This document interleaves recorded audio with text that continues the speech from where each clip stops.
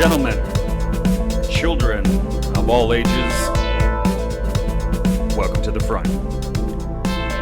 We are the Pillars of Liberty, and this is the POLCAST. My name is Mike, and I'm accompanied, as always, by my beautiful wife, Smooch. Smooch, you want to say hi? Hey, everybody. We want to thank you for tuning in to our second Number giant 2. episode. And with that, because it is the nightcap and it is the weekend, we don't drink during the week. Let's throw it Cheers. out. Cheers. All right, sorry for all the banging and noise. Sorry about that. I already need a refill. We've been having technical difficulties already to start the show. We're down 2 cameras. Yep. So we can't do any fancy switching or anything our like production staff over there has been nipping her butt this whole time. that. Yeah, if you hear any chewing or anything, it's that Wolverine, German Shepherd hybrid savage behind me chewing on herself. Down, beast. Down, girl. She's no help whatsoever. She's not, and I feel bad for her because it's a little hot in here, but it's nothing that nothing we can't handle. We'll roll with the punches. We've been in hotter weather. It's Florida. We're not going to say where in Florida, obviously, for security reasons, but it is a tad bit warm. So with that being said, the discussion for this evening, the theme, I guess maybe, is how do we know where we're going if we don't know where we've been? And what I mean by that is specifically our involvement, the United States, with Afghanistan. A lot of people in the media seem to think that this has been a 20-year war. Yeah, we keep hearing that. Yes, and we tend to disagree with that. And what we want to show you tonight is, well, we want to take you back in time. Back to a simpler time when there was no cell phones, there were no social media accounts. Right. And the year was 1979. And oddly enough, back in 79, as it is today, we have somebody who's holding the office of the president, who is also a moron. Or maybe not a moron. Let's just say... Just give him some ice cream. Hey, no joke. Not very effective. I guess I can say that. Very ineffective. I think the only thing president. that he's been able to do successfully is go to the ice cream store, get a scoop of ice cream, and then get back on his Black Hawk. That's about it. Without tripping or falling or... Who, Biden? Yeah. Well, it's a CH-53, Sea Stallion, converted into My bad. Air Force 2, I believe is what it's called. But helicopter nonetheless. Okay. So we'd like to go through a little timeline. You're going to have to forgive us too, because the slides that we set up, I'm a bit of a scatterbrain. I try to put it in. I think they look fine. I think. Well, thank you, love. I appreciate that. And they're full of a lot of pictures, so I hope it doesn't cause anybody to have a seizure or anything like that. But I do think it's important that you look at all the things that have transpired, and a lot of it centers around a 3-letter agency, which I'm still working on a show for that a little later on down the road, otherwise known as the CIA. Oh, I was going to say PEE. PEE? As in what? What do you mean? P. Sorry, that's just a little of our humor. Sorry. Yeah, we've been drinking all day, so... No, we haven't. No, we haven't. Honestly, we haven't, folks. No. But so with that being said, let's go ahead and jump into slide number 1 with Casey Kasem, going back to the year 1979. So, boom. I know it's a lot of pictures and stuff. Look at that. Let's start in 1979. Jimmy Carter was president. The CIA was just finishing up with their opium deals in Southeast Asia. Fantastic. Joseph Biden Who names their kid Bayonet, by the way? Well, it's his family's name. Oddly enough, he kept that out when he was running for president, at least this last time around, when he was in his basement the whole time. Yeah. He kept that out of his name because I guess he didn't want to be affiliated with his proud family from way back when. Proud. Because the Biden family, if for those of you that don't know, this is the thing that him and Kamala both have in common. At least their family background. They both own slaves.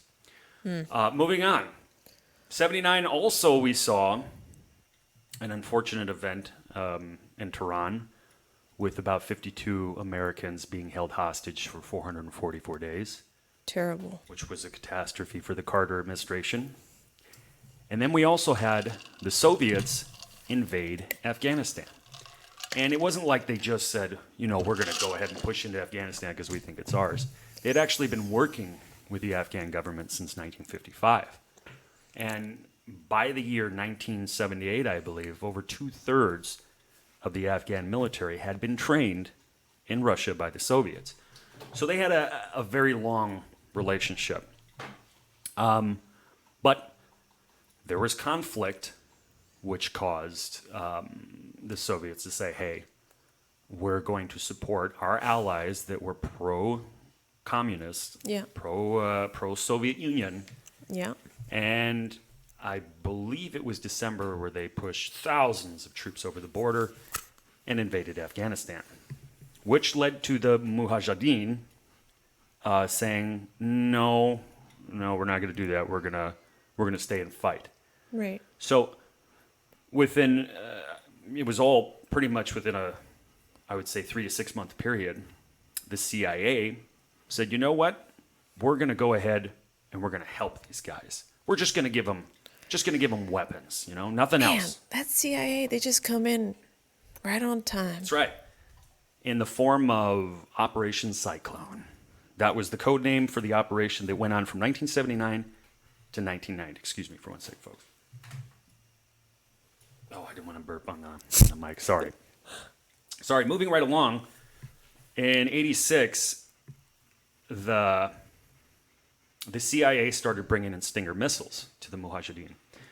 And that really, really was effective, especially against the megacopters. I forgot, I think they're the Russian Hind assault helicopter, which is massive if you've ever seen it. Have you ever seen the original Red Dawn? I'm not talking about that crappy one with Thor, which was just awful. You mean Chris Hemsworth? Yes, Chris Helmsworth. He's a good-looking guy. He really is. But that movie was awful. I had to turn it off halfway through. I was like, I don't even remember watching it. We're not going to watch it. We are definitely not going to watch that movie. So, moving up to 1989 is pretty much, the Soviets were already pulling out in 88. 89, they were out of Afghanistan. You can see the picture right down there by the timeline. That was actually left by Soviet soldiers. And what they did is they took ammunition and they wrote, "Goodbye, Afghanistan." Huh. Very different from the way that we left Afghanistan just recently. Yeah. And the reason for their pullout had a lot to do with the economy faltering, conflict within the military, and obviously the Reagan administration with a full court press in the form of things like Star Wars and just spending exorbitant amount of money right. to curtail any push by the Soviets, and it worked, but there were several factors involved. So then you push up to 1990 was when Cyclone kind of ended. They still were there, the CIA working with the Mujahideen, and then in 91. You actually had the collapse of the Soviet Union. And here you had the largest country in the world as far as landmass and all these, I'm not for sure as far as how many satellite states, right. republics within the Soviet Union. But pretty much in a day, it collapsed.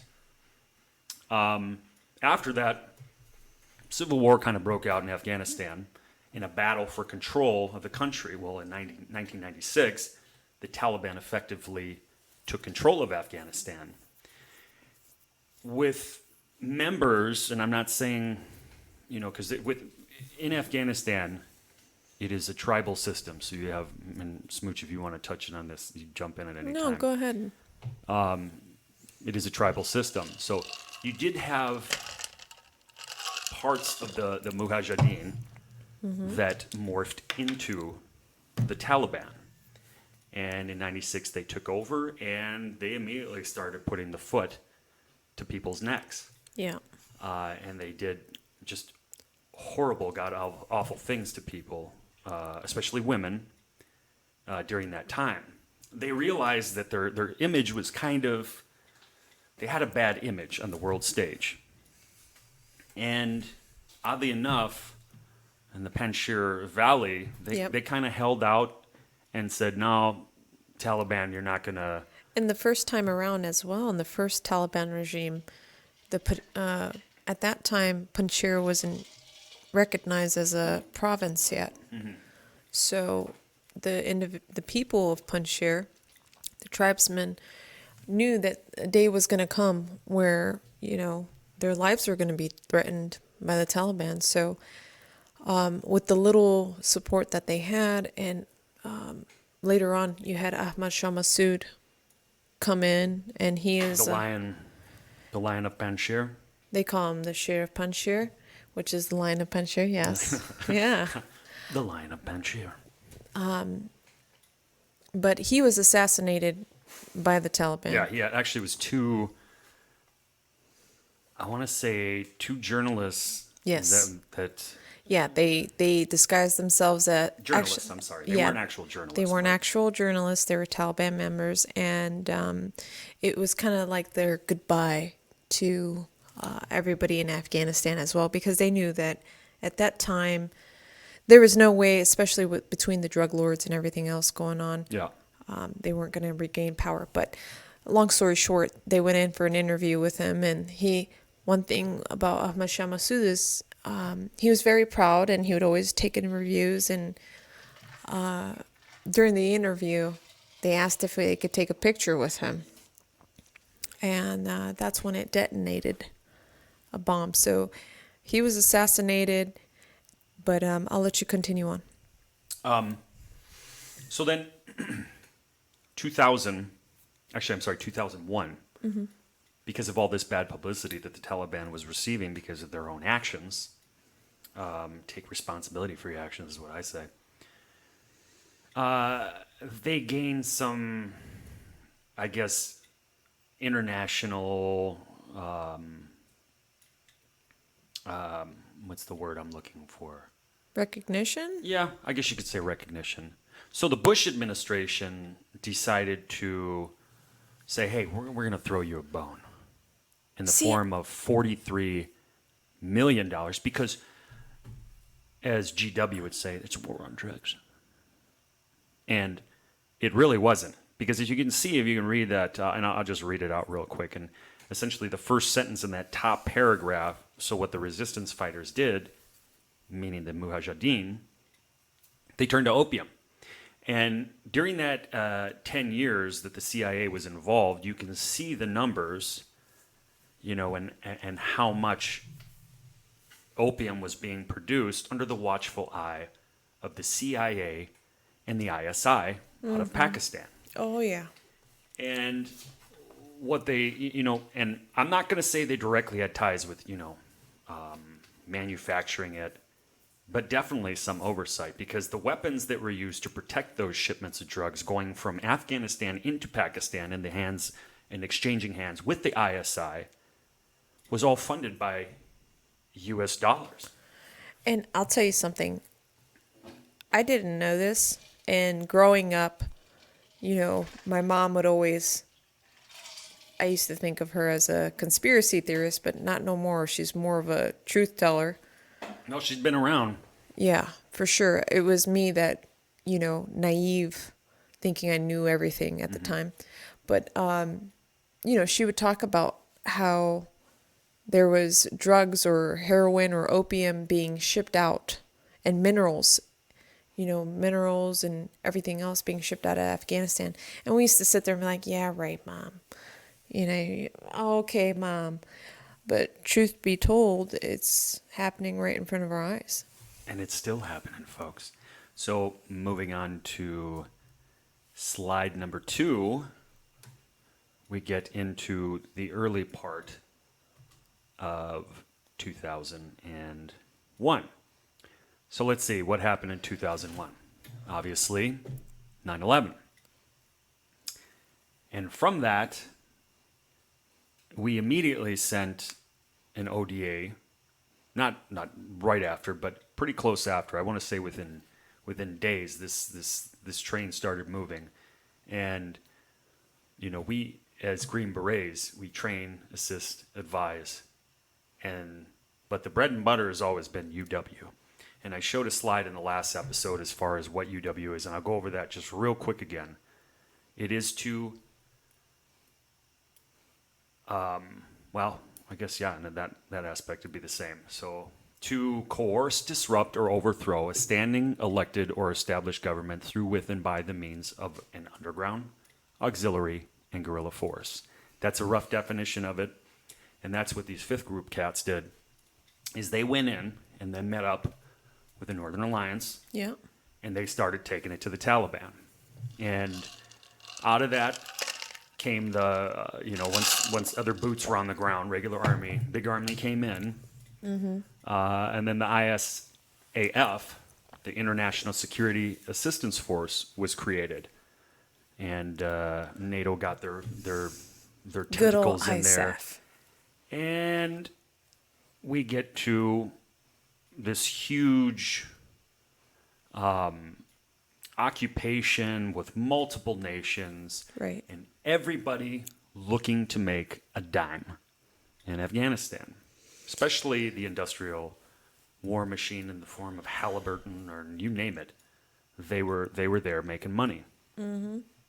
So in 2011, President Obama took out Osama bin Laden, allegedly.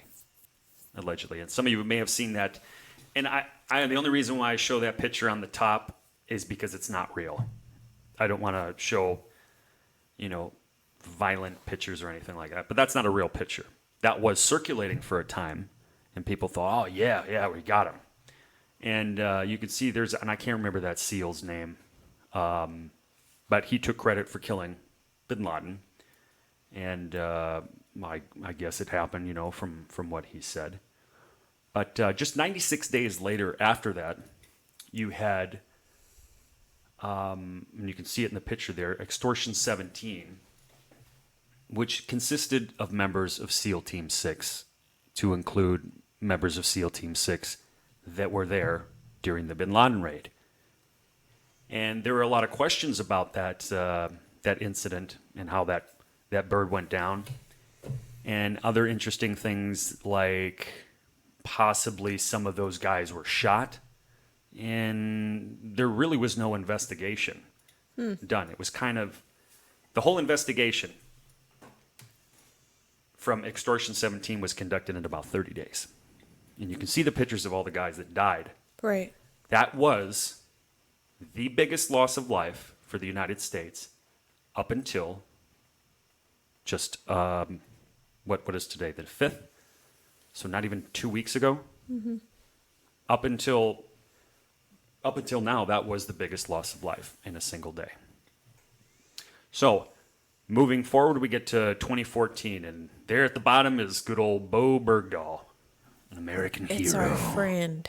There with one of his Taliban turd buddies. Yeah, they look like they're actually buddies. Like really close buddies. Like Shy Boy buddy, maybe? That Bergdahl, Maybe. he's kind of cute. He kind of looks like that.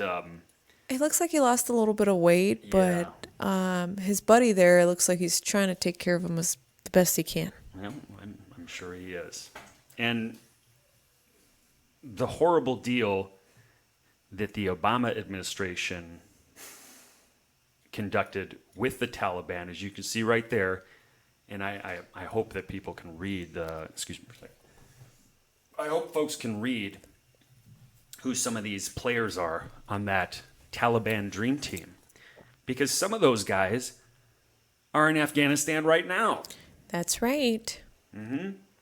They're there right now, wrecking shop and they are eating ice cream, riding bumper cars. Well, that's the head shop. The head shop's not going to be doing that.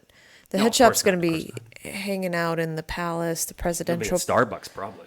Having Starbucks. There isn't a Shoney's in Afghanistan, but I venture, No. they'd probably, like a little. But Shoney's. we can always just thank Mr. Obama for that. Yeah, and that definitely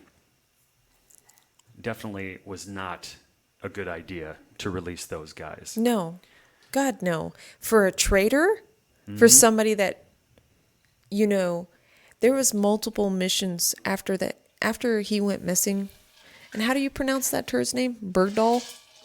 Bo Bergdahl. Otherwise known as a Blue Falcon. I remember when he, all this information came out. But instead of, this guy, us acknowledging him as a hero, he's a traitor. He's a traitor. He went on his own. Well, good. I'm glad he had the court-martial. But my point is we just wasted, not only did people lose their lives looking for him, because there was multiple missions after the fact that he went AWOL, and nobody knew at the time that he went AWOL. They had a lot of foot patrols out there looking for him, and guess what? A lot of people died. Unfortunately, a lot of Americans died looking for him. Not only that, 13 service members just lost their life because of that exchange of prisoners. Right. So that first domino, it was a domino effect. Absolutely. And the dominoes have been falling since 79, really. So we get to July 2nd of this year. Excuse me, and folks. The planes take off from Bagram. They say farewell, and they leave $800 billion scrapyard, $800 billion scrapyard, essentially, that you can kind of see one of the pictures from. And I kind of know where that area is right there with the Conex boxes and stuff. Mm-hmm. And shortly after that, I think by July 6th, the Taliban were already rolling, and I think they took their first province and full steam ahead. Yeah. Because it wasn't much longer after that. On the 15th, basically, the Taliban had control of Kabul and the entire country, with the exception of one area that we'll get to. By the 17th, we were already starting to push people out. They kind of had to scramble, the State Department, the DOD, and the White House, because they were all on vacation, folks. It was such a nightmare just dealing with trying to get my family members out at the time. And every time I would try to do everything the right way, the legal way, it was roadblock after roadblock, and the State Department was just stonewalling left and right. And not just from me. I mean, I've heard this from multiple individuals that have gone through it themselves, and they're active duty military. Mm-hmm. You have lieutenant colonels and full-bred colonels telling me, "Hey, I've been stonewalled," you know. So it just brings up a lot of questions, like.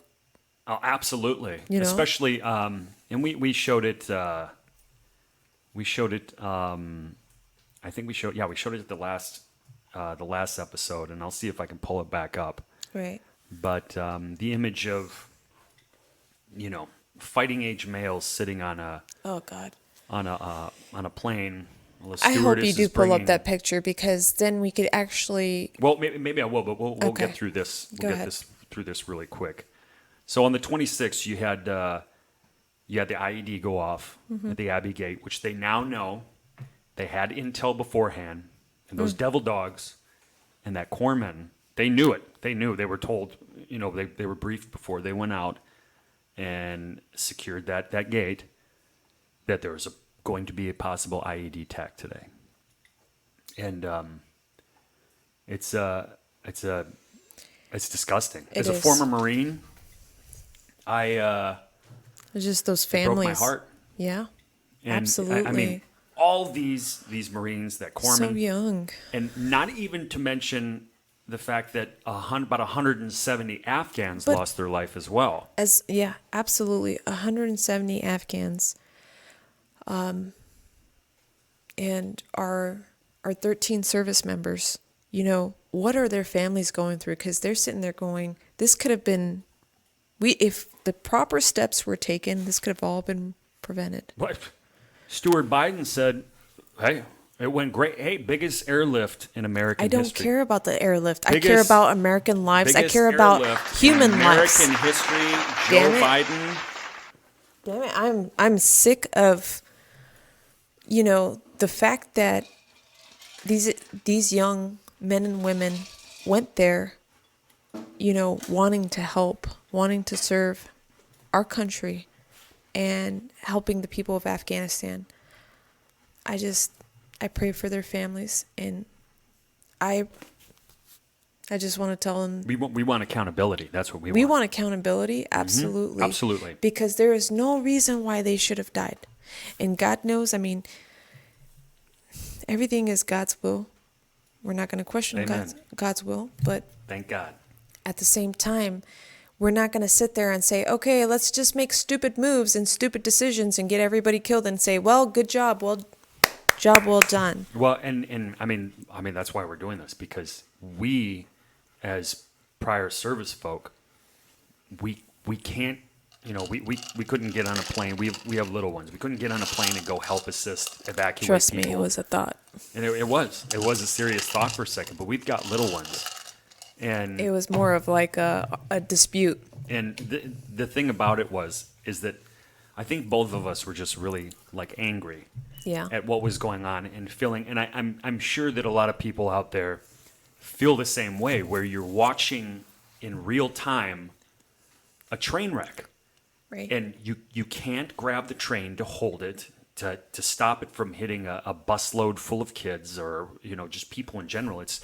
It's out of control. And I would like to say this really fast because there's a You big. say whatever you want. This is your show. Well, Sorry, I don't want it's to be the- rude. It's the American Mule talking. Sorry, folks. I'm big on immigration. We want to. If people want to come to our country, they have to do it the right way. The legal right way. As if my parent, when my parents fled Afghanistan back in the 80s, they did everything the right way. And I applaud them for it because it taught me something. Well, So- not only that, though, but they really were seeking political asylum. Yeah. They were going to get killed by the Soviets. Yeah. But, more or less, I'll let you continue on because we'll kind of sidebar after. I want you to get through the Okay. slides, and then we'll kind of do a sidebar. So we get to the 31st. The troops are. This is the last. I guess this is the last American service member boarding the bird and saying thank you. Or I don't know what he said. I think he looks really like, I just want to go home. Just look at it, looking at that picture, he's just like, I can only imagine emotionally how many veterans Just drained by that. just drained. Me and you, we've been sitting here like absolutely emotionally, physically. Well, It's affected our but- everyday life. And I don't think it's. I look at it like this: when we knew it. We knew it was coming. The way we left, and having inside knowledge that we never did a handover. No. The only people we were really talking to were the Taliban as Yeah. far as negotiating. And the Afghan government was kind of left out of that. They were involved. And there's that phone call that's been brought up in the news now about Biden talking to Ghani. Right. And saying basically, hey, you got to make this look a little better. Don't make me look like an ass clown. No joke, bro. Well, as far as that, I haven't heard that conversation, but this much I know is Allegedly. the people of Afghanistan did not want to leave their home country, and I want people in America to understand that these aren't people looking for a free ticket or a free meal. These are hardworking people. Now, I can't attest that for everybody because you're going to have your rotten apples in every bunch, but I know for a fact from what I experienced and my personal family there. Yeah. You know, I have doctors, I have engineers, I have pilots, I have special forces as far as in my family in the Afghan side. And all of them have traveled back and forth prior to this situation to the States.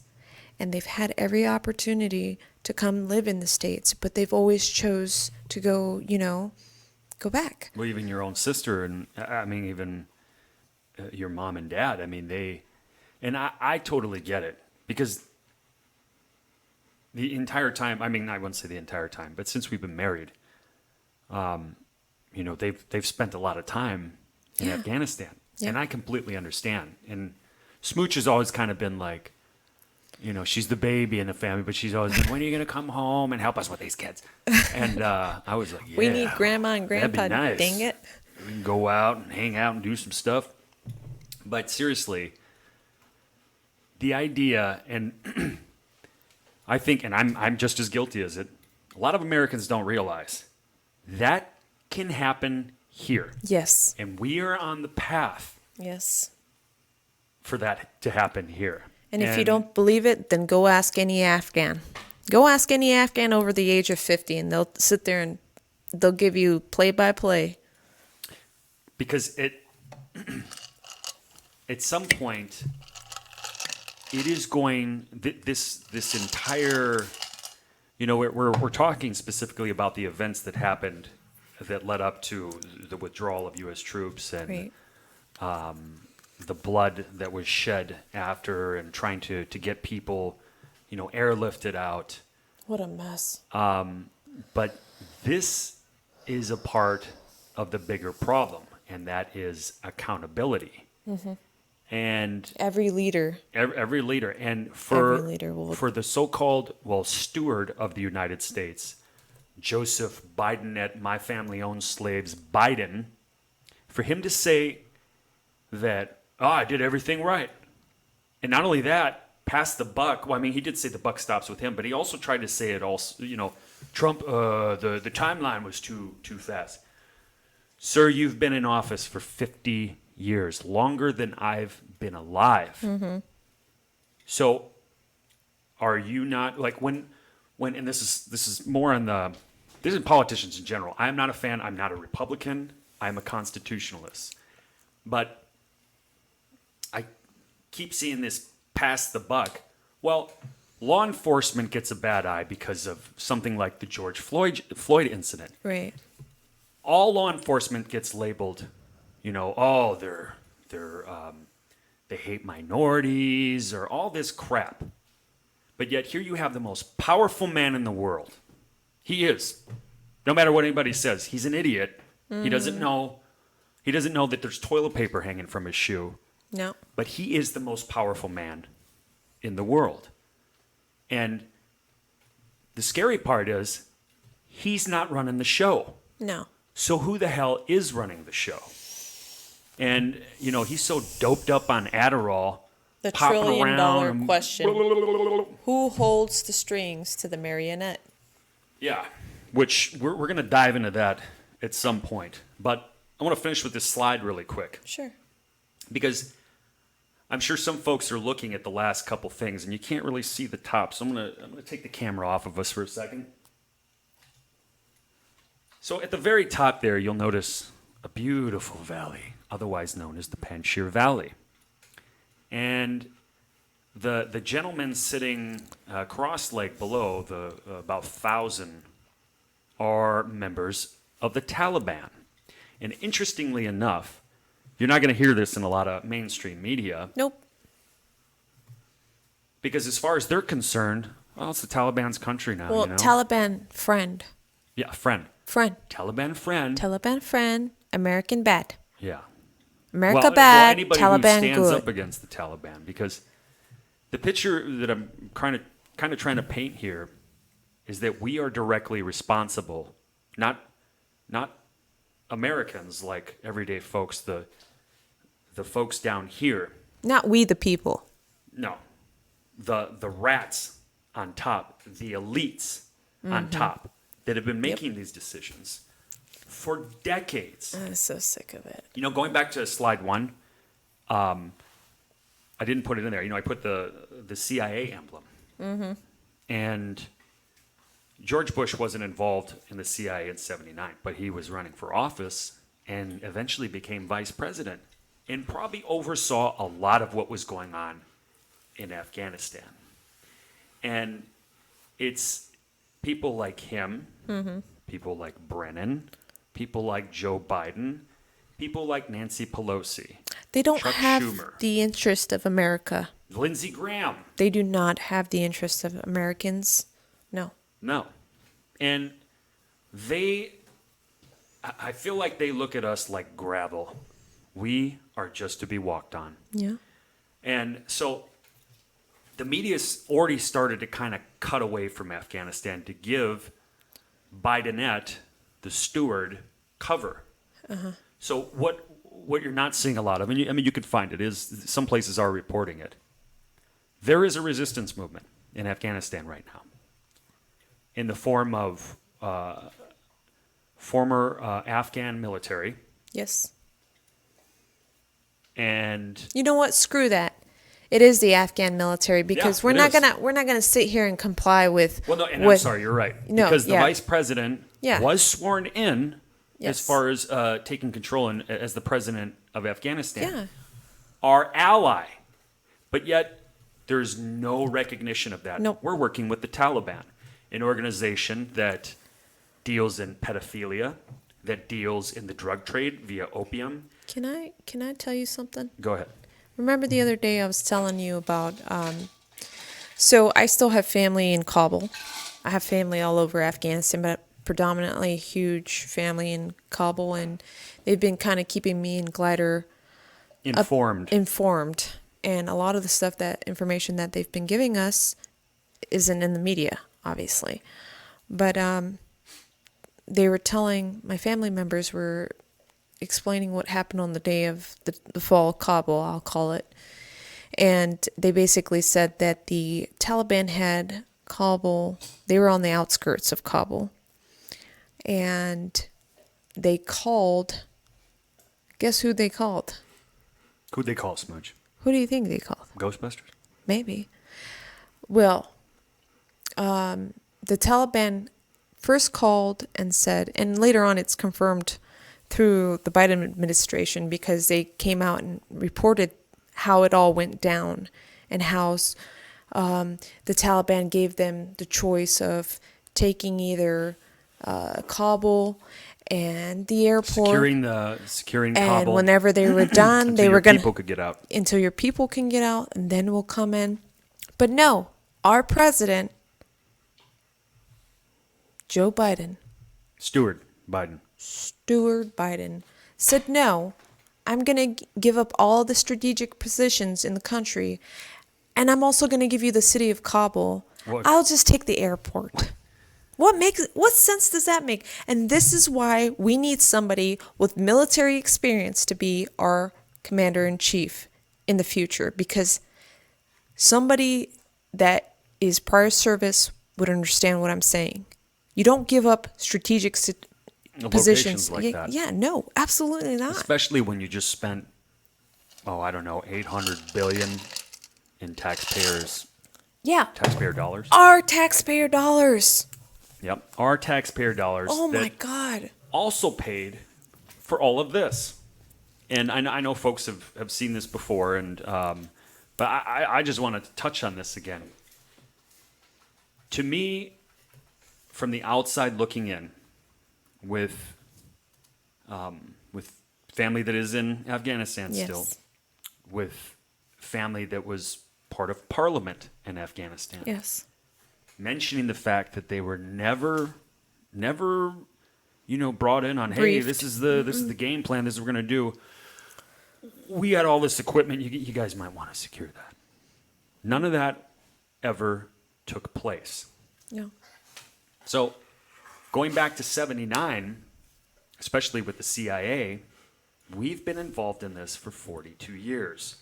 And I feel like this is payment to the Taliban for all the secrets that they'll keep from any prying eyes. In addition to that, it looks like to me that they are forming some type of army. Yeah. And for what that is, I have no idea. But I do know this. And I guarantee you half of that is going to land in the hands of China, Russia. Oh, absolutely. Pakistan. Absolutely. And I think it's The Guns of August. There's a book about the beginning of World War I. Mm-hmm. And we are eerily in a similar place in the world with everything going on from COVID Right. to this volatile situation now in Afghanistan.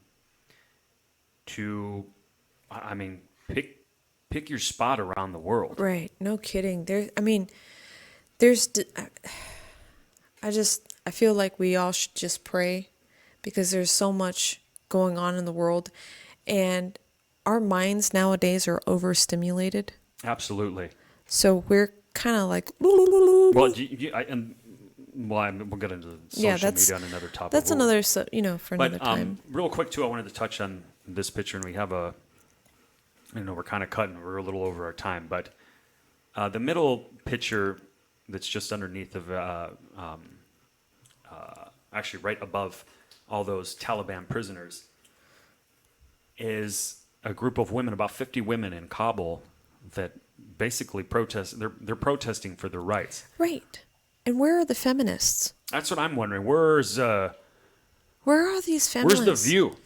Yeah. Where's the View on this? I'm sure I don't watch the View, so maybe they did say something. I don't either, but I want to know where those like legit feminists that were screaming, for women's rights and all this. Here we have a group of women in Afghanistan not wearing the attire that the Taliban has put out there that they should be wearing.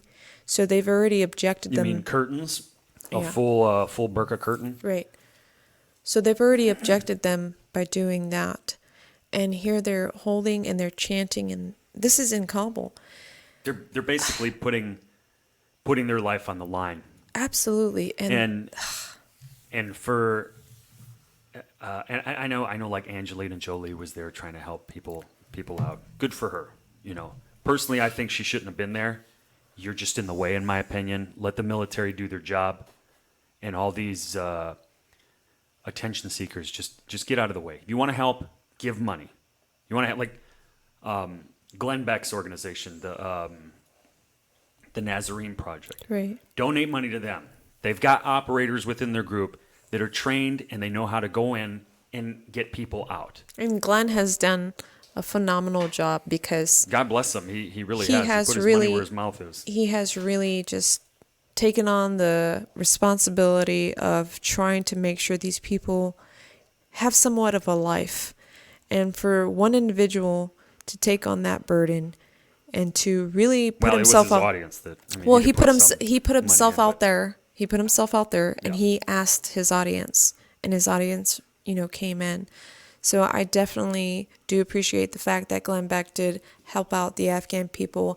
And we got to remember there is other minorities in Afghanistan. There's Christians, there's Jewish Afghans, Buddhists, but they destroyed all the statues. There's no Buddhist Afghans. What about all those statues that Those they blew up? That's from a long, long time ago. Well, there may be some closet Buddhists. You never know. Buddhist monks. I don't know. No. The one thing before we take the slide down. So down there in the bottom, under the now what, the freedom fighters in the Panjshir Valley have been taking it to the Taliban as far as the information that we've been getting. Oh, yeah. So that is a picture of the Taliban that they have that have surrendered to the Panjshir forces. Right. So today, there was a news release about how the government's going to take it to ISIS-K with less trans fats. But the truth of the matter, and God bless Tim Kennedy too for saying this, the Taliban and ISIS-K are the same thing. They are birds of a feather flock together. And even going back to the Biden administration and that airstrike that they did that supposedly took out some ISIS. It was the airstrike was to take out the individuals that were involved in the airport bombing. Correct. So what happens next is Biden's like, we're going to get revenge. Well, no, what I'm saying though, after the Abbey Gate bombing. Yes, that's what I'm talking about. But who did they actually kill? Yeah, I was getting to that. They killed 9 civilians. Mostly children. Yes, predominantly children and an Afghan officer. And from the from the army. Right, and an interpreter that worked with the Americans. But with us. The folks that live in that area that suffered casualties also confirmed that they knew everybody in that neighborhood, and there was no folks from ISIS. Especially how they, they released a lot of prisoners after the Americans left from multiple jails. Yeah, and that's what they're saying. Like that's where these ISIS fighters come from. But the truth of the matter is that ISIS and the Taliban are one and the same. It's like, maybe think of it like the. They have the same employer. Basically, they're working for one employer, but they have. We just want to do it our way. We'll do it this way. There's animosity between the two because one's trying to one up the other. Kind of, so it's tribal more or less. Would you say that? It's not tribal because ISIS isn't a tribe; it's a terrorist organization, and so is the Taliban. Yeah. So no, it's not tribal. It's more or less. You look at it like the example of an employer. You're working at an employer. There's somebody else they're trying to one up you, and you're trying to one up them to get your employer's attention. So that's all this is. It's like Satan has his demons. He's like, this one's a really bad demon, but this guy's a really, really bad demon. That's kind of how I see those, both of those groups. But wouldn't you know it? Don't worry. The U.S. Department of Defense said, hey, we're going to take it to these ISIS Special K fighters. Yes, we're going to get our revenge, damn it. Through drone strikes. Yeah. Now, I'm wondering. Where did they...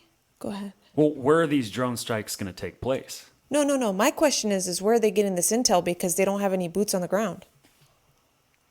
I'm sure it's probably the CIA. Who's their source? I would think the CIA would. Who's their source? Well, the CIA has been their love for a while, so I'm sure. I understand that. Their generals and lieutenants within the Taliban will report back to them exactly where these guys are. And something tells me that more than likely they're in the Panjshir Valley. What do you think? Who's in the Panjshir Valley? The ISIS-K. Don't you think so? Well, yeah. Don't you see them all down there? Yeah. Yeah. They're all sitting down there begging for their lives from the resistance. Mm-hmm. And the resistance is probably not going to show any mercy, as they shouldn't. So now, they shouldn't show any mercy. So now I'm confused. Mm-hmm. Is the Taliban our ally? Absolutely not. Well, he's not. They're not our ally. No. We fought against them. Are they the elite's ally? The White House's ally? From the everything, CIA's from ally? the actions of our government? Yes. So, if ISIS and the Taliban are the same, then I wonder who the real threat is. Panjshir freedom fighters, maybe? I don't know. I don't know, but I got a feeling that the powers that be want to close this loop as quick as they can and allow the Taliban to develop whatever evil they're plotting.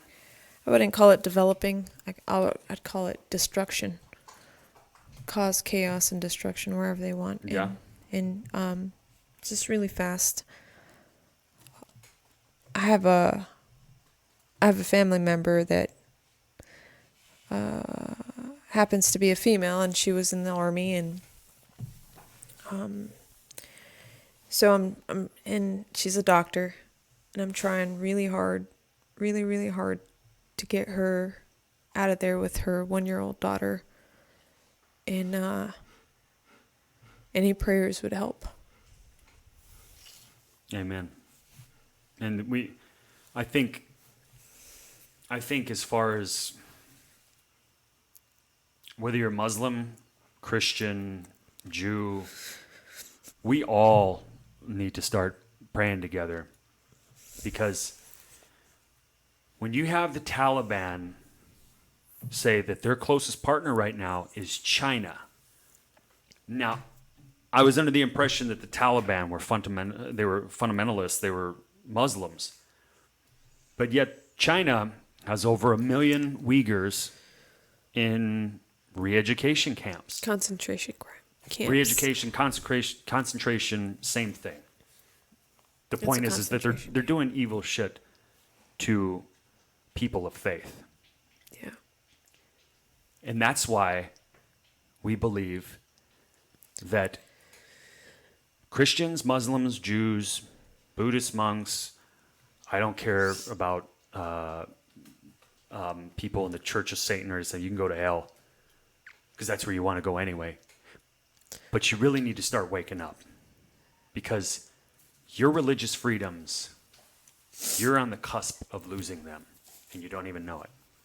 This isn't something that's just going on in Afghanistan. We're touching on it now, because to me, that is this phase of this next world war we're going to go into. So it's kind of metastasizing right here, right now in Afghanistan. And that's why I kind of mentioned The Guns of August, which is a book about how World War I kind of started and everything that went along with it. And we really need to start coming together. And we haven't done any outreach yet to the local churches in our area, but that is our next step. Definitely going to reach out to the churches, the mosques. I know you've tried to go to a couple. I've talked to a couple different churches, and it's kind of like, this guy's crazy, but maybe I am. I don't know, but I'm pretty good at spotting things out. I am a trained observer, and I've seen quite a few things that lead me to believe my opinion is not that crazy. So, but we went a little long on this one. Yes, but that's all right. It's okay. We had a little little bit of. No, that has nothing to do with it. There's a lot of information that needs to be put out there. There is. For people to understand, because your everyday American, just like today, I told you I met somebody at the store, and he was probably in his 70s, and he just walked up to me and we started talking, and he asked me, where I was from, what religion I was, and he was just really like apologetic. I'm so sorry for that. Like, you don't have to be sorry. No, it's okay. If I'm willing to give you that information. Absolutely. Why should we? I don't understand why politics and religion don't ever talk about that. You better start talking about it now. Yeah. Because pretty soon, you may not be able to talk about it. No. And it doesn't matter what religion you are. And I pray for those women, especially the women and young girls in Afghanistan right now, because once all the media cameras leave and they got their, they got what they needed and move on to the next story, who knows what's going to happen to them. Well, and don't doubt the women of Afghanistan. No, they're strong women. The strongest women I know are Afghan women. They're over there eye to eye with the Taliban. Especially your mom. She is the strongest woman I know. She's been shot by the Taliban. She's been shot several times. Yeah. So, and don't doubt Afghan women. No. So, I think with that, we're gonna go ahead and leave it right there. But we're gonna try to do 2 to 3 shows a week. Yeah. Just keep the flow going, and we want to thank everybody for tuning in, like we said, and Thank you for your time. To the next episode, and please comment, suggestions. Restore the pillars at protonmail.com. Yep. Let us know if I'm making too many mouth noises, like some old dad chewing on soda crackers or something like that. Right. And I guess that's about it. So good night, everybody. God bless. We love you, America. And long live liberty.